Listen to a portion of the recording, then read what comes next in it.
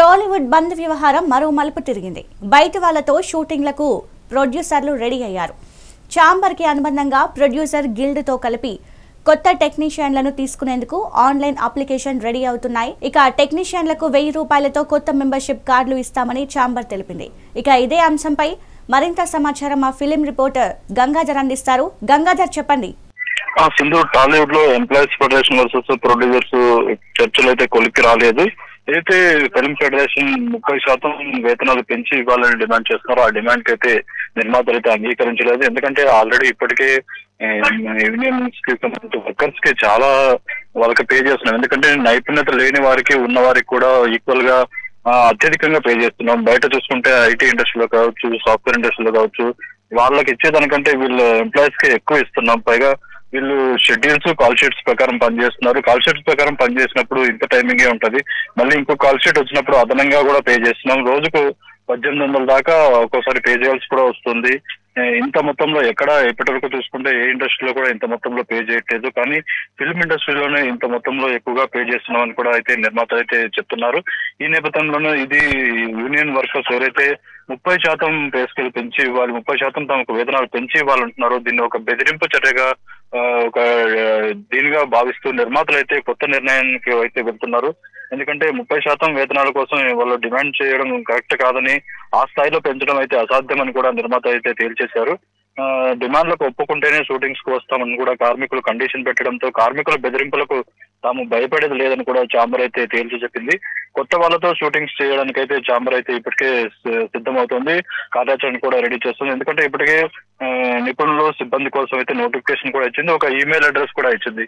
ఎవరైతే assistant director కావచ్చు, workers కావచ్చు, ఎవరైతే నైపుణ్యం ఉండి ఇప్పటి వరకు ఇండస్ట్రీలోకి ఎంటర్ కాలేదో వాళ్ళు ఇప్పుడు ఇండస్ట్రీలోకి ఎంటర్ అవ్వచ్చు. వాళ్ళ క్వాలిఫికేషన్స్, వాళ్ళ టాలెంట్ ఏంటనేది చూసిన తర్వాత వాళ్ళని తీసుకుంటామని, కేవలం 1000 రూపాయలతోనే వాళ్ళకి ఒక కార్డు కూడా ఇచ్చి, మెంబర్షిప్ కార్డు కూడా ఇచ్చి వాళ్ళని తీసుకుంటామని, ఇక నుంచి ఇలాంటి బెదిరింపు ధోరణికైతే భయపడదు లేదంటూ కూడా నిర్మాత అయితే తేల్చి చెప్తున్నారు.